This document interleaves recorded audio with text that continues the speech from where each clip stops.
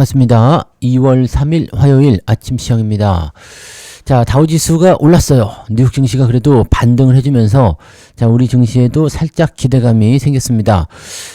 문제는 이제 블루칩, 즉 현금이 우량한 그런 종목들 위주로 상승을 했다는 것인데, 엔비디아는 좀 많이 내렸죠.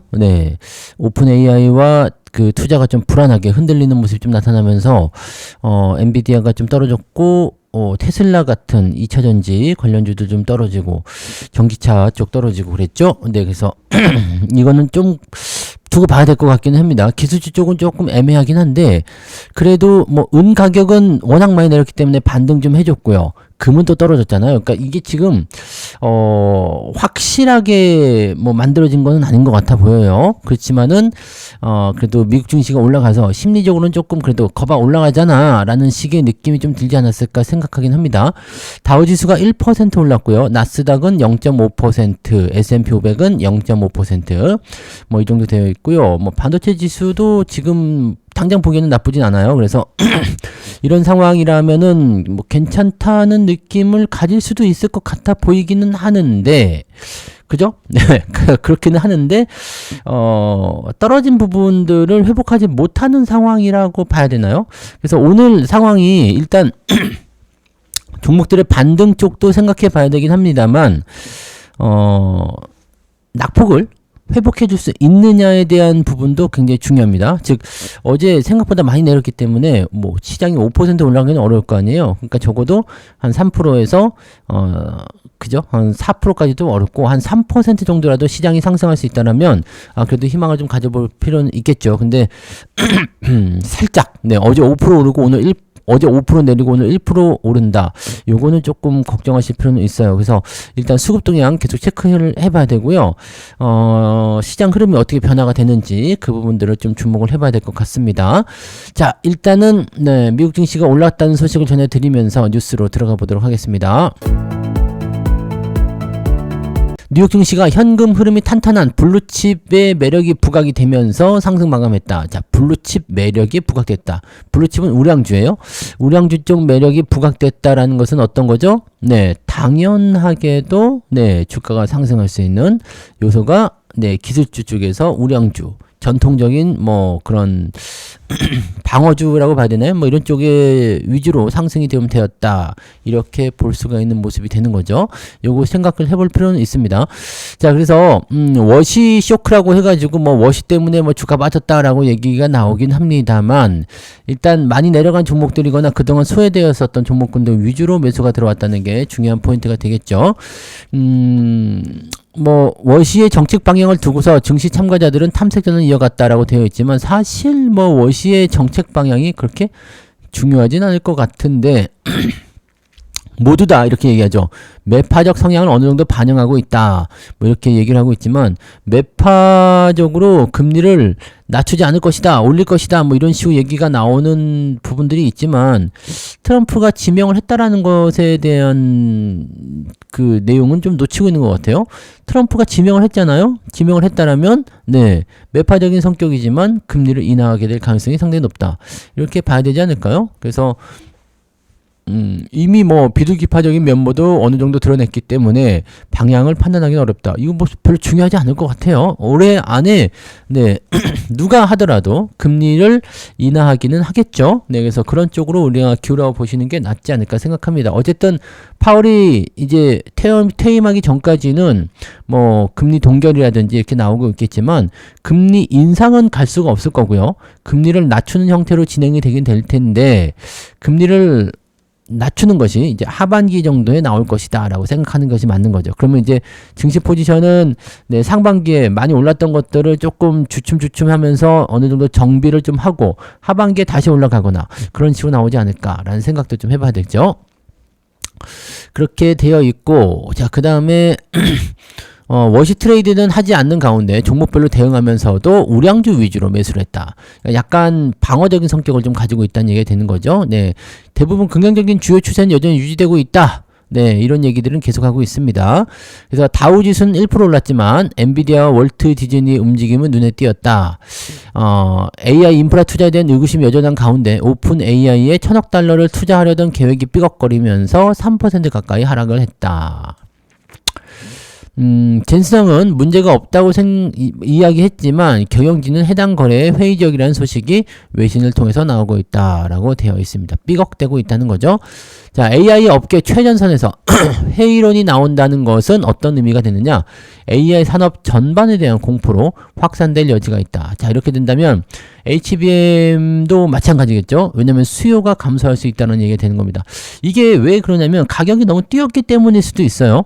네, 우리가 다 알고 있듯이 D램 가격의 큰 상승은 이게 지금 가격이 많이 올랐으니까 뭐 이익이 많이 나겠지? 더 잘 팔리겠지가 아니라 가격이 생각했던 것보다 너무 올랐기 때문에 오히려 소비가 줄어든다, 수요가 줄어든다, 공급이 남아돈다, 가격이 다시 내려온다, 이런 식으로 해석이 될 수밖에 없거든요. 왜냐면 너무 비싸면 지금도 사실은 문제점이 많잖아요. 야, 그렇게 많은 돈을 두고서 정말 거기에 맞는 수입을 뽑아낼 수 있냐? 라는 의구심이 많은데 가격까지 이렇게 확 올려놓고 나서 더 비싼 거를 팔아먹고자 한다라면 이거는 좀 무리인데요 라고 될 수가 있는 거죠. 그래서 글쎄요, 뭐 이런 부분들이 나왔다는 건 AI 산업이 발전하지 않는다는 얘기가 아니라 가격적인 측면에서의 어떤 범용성, 이런 것들이 문제가 될 것 같다 판단이 좀 되는 거죠. 자, 디즈니는 호실적을 발표했음에도 불구하고 주당 순이익이 감소했다. 대부분 이런 것 같아요. 실적은 좋은데 전망치가 안 좋거나 실제적으로 보면 이제 뜯어보면 조금 뭐 이상하거나 그랬을 때 주가가 좀 많이 빠지는 요소가 있는 것 같아 보이는데, 아무튼 디즈니가 좀 많이 내렸습니다. 디즈니는 주가가 좀 내렸으니까 구독료를 좀 깎아주면 좋겠네요. 네, 제 생각이었고요. 자, 온라인 증권 거래 업체 서비스 로빈후드는 10% 급락하는 모습이 좀 있었고요. 비트코인을 포함한 가상화폐 가치가 급락을 계속하고 있는 것 같아 보입니다. 그래서 거래 감소 우려가 주가에 하방 압력을 넣었다라고 되어 있습니다. 그렇겠네요. 로빈후드도 크게 내려갈 수밖에 없는 요소가 좀 있었을 거고, 애플과 월마트는 모두 4%대 강세를 보였다라고 되어 있습니다. 회의론이 점증하는 가운데 현금 흐름이 확실한 애플과 월마트는 각광을 받는 모습. 야, 너 돈 많아? 그렇다면 올라가자, 이렇게 얘기가 나오는 거죠. 그러니까 기업을 매매를 할 때도 유보율이라든지 부채비율이 좀 적은 것들, 또 뭐 수익성은 꾸준하게 증가하는 것들, 요 정도만 보셔도 대체적으로 뭐 중장기적인 성장세를 탈 수 있는 요소가 되지 않을까라고 판단되긴 하네요. 자, 그런 부분들이고요. 1월 제조업 경기가 확장세로 들어섰다. 오, 많이 올랐네. 자, 1월 제조업 구매관리자 지표 PMI 지표가 52.6을 기록했습니다. 오, 이게 예상치보다 올랐죠? 47.9에서 원래 예상이 48.5였어요. 근데 52.6입니다. 제조업이 좋아졌다는 얘기죠. 구매관리자 지표가 좋아졌다는 것은 앞으로 재고가 딸릴 것 같으니까 더 많이 살게 라고 얘기하는 것과 똑같은 겁니다. 그래서 물건이 잘 팔리고 있다, 이런 식으로 해석하시면 된다는 얘기가 되는 겁니다. 이 정도로 해석하시면 되겠고, 미국 증시는 생각보다 나쁘진 않았어요. 그죠? 근데 기술주들이 약간 이런 그 타격을 받는 그런 모습이 좀 있기 때문에 이제는 약간 방어주나 또는 전통적인 우량주 또는 현금 능력이 많은 애들 또는 그동안 너무 소외돼서 주가가 오르지 못했던 애들, 그런 쪽으로 매수가 조금 몰려있다라고 보시면 되겠습니다. 기술주는 들락날락 하고 있는 모습이 나오고 있네요. 자, 그 다음에 두 번째 이야기는 친구는 인생 역전, 나는 인생 여전. 말장난을 너무 심하게 하네요. 그죠? 뒷북개미. 이젠 뒷북개미란 말이 나오나요? 동학개미, 서학개미, 이제 뒷북개미까지 나오네. 거래액이 3배로 늘었다. 뒷북개미라는 것은 뒤쪽에, 그죠?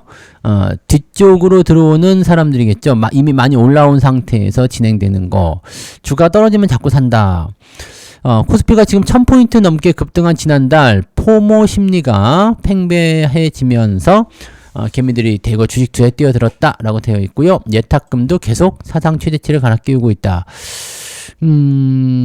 거래대금은 273조 원이었는데 코스피가 4천에 안착했던 지난달 거래대금이 145조 원이었던 걸 감안하면 와, 진짜 많이 오르긴 했네요. 네. 여기다가 이제 트럼프 리스크가 부각되면 지수가 2,500선에 머물렀던 지난해 1월 거래대금은 90조 원이었다. 그러니까 시장에 돈이 많이 들어왔다는 얘기예요. 시장에 돈이 많이 들어오게 되면 주가는 오릅니다.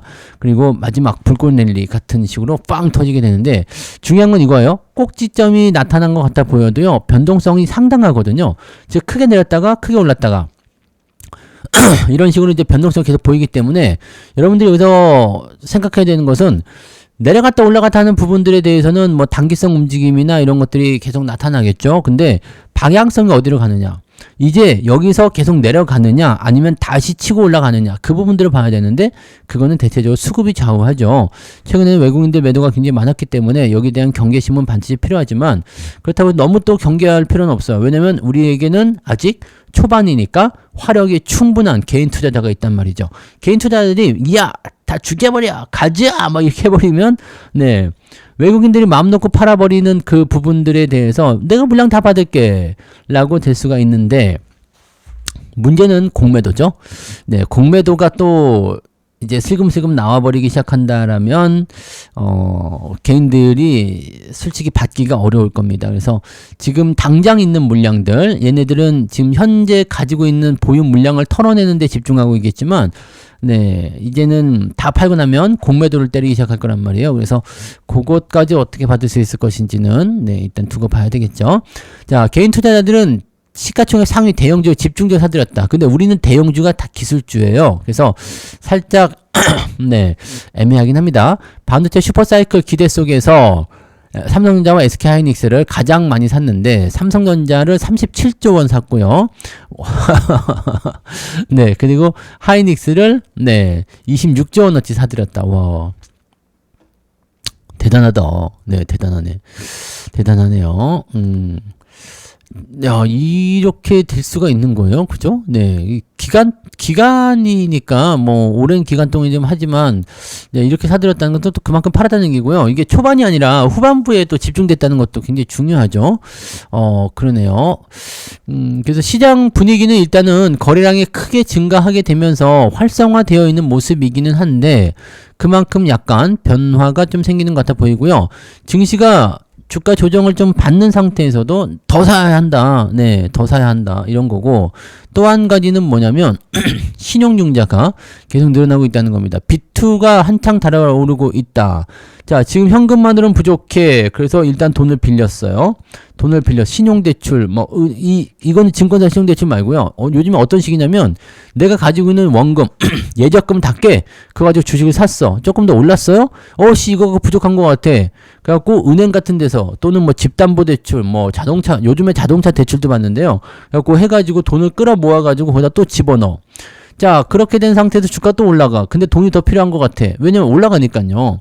돈이 더 필요한 것 같으니까 이제는 여기 그러니까 빌려서 온 돈하고 내 원금하고 다 합쳐서 주식시장에 집어넣는데 이 주식을 가지고 뭘 하느냐? 증권사에다가 담보를 주고 신용을 또 받아. 그러니까 빚을 2중 3중으로 걷는 건데 이렇게 되면은 레버리지가 확 올라가거든요. 그래서 수익률이 크게 증가할 수도 있겠지만 이런 식으로 한번 뚝뚝 떨어져 버리면은 바로 까집니다.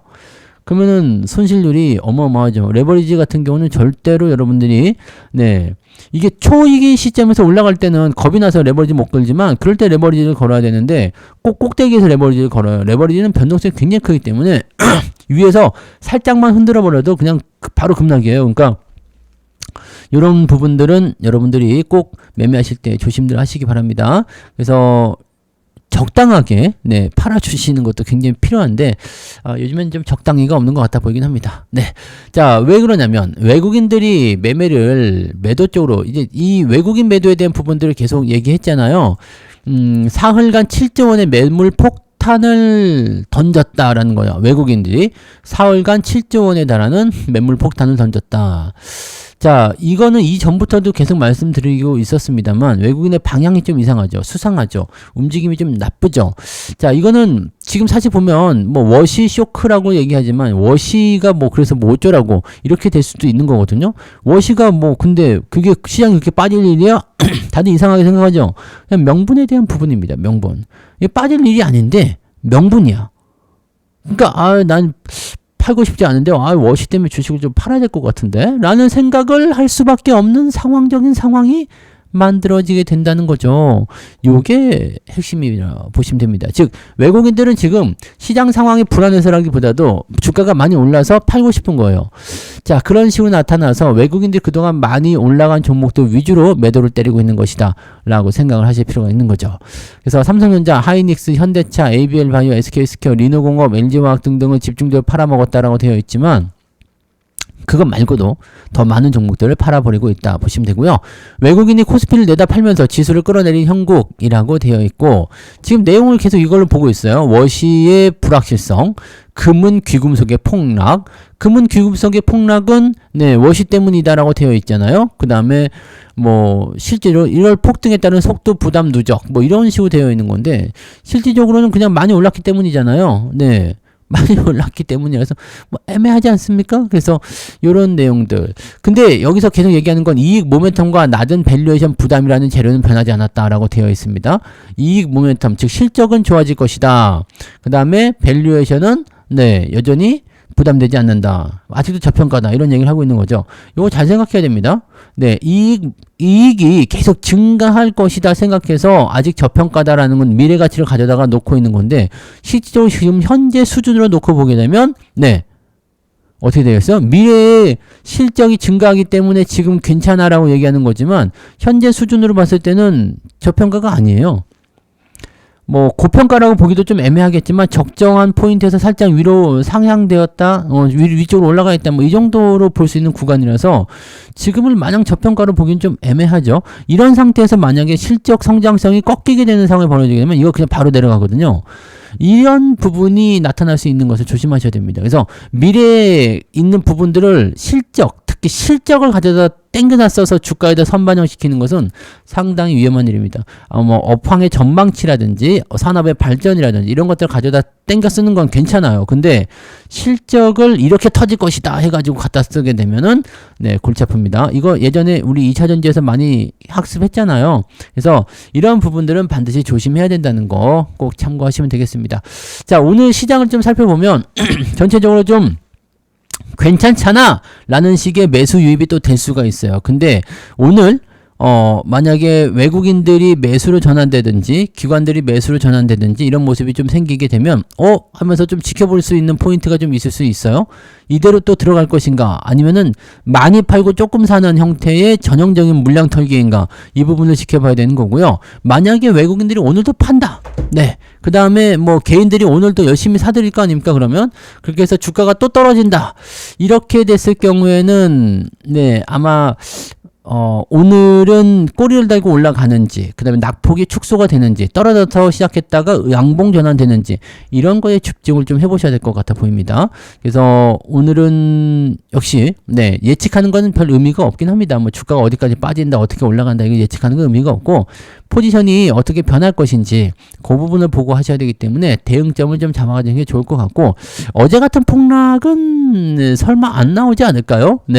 어제처럼 그렇게 막 떨어지는 거 사실 어제 오늘 합쳐가지고 한 그 정도 빠지지 않을까라는 생각을 했었는데 어제 한꺼번에 다 팔아버렸기 때문에 오히려 오늘은 반발 매수를 통한 주가 반등이 좀 있을 수도 있지 않을까라는 생각도 조금은 해보고 있습니다. 그래서 일단 좀 살펴보자고요. 살펴보고 흐름을 조금 더 지켜보고 그렇게 한번 가시면 좋겠습니다. 그래서 어제 그 포지션 어제 그 하락 때문에 너무 또 크게 걱정하지 마시고 오늘 상황 보면서 차근차근 대응해 나가시면 되겠습니다. 자, 오늘도 파이팅 하시고요. 흐름 조금 더 살펴보면서 신중하게 대응들 해보도록 하자고요. 자, 그럼 저는 장중시황 때 다시 오겠습니다. 오늘도 파이팅 하시기 바랍니다. 고맙습니다.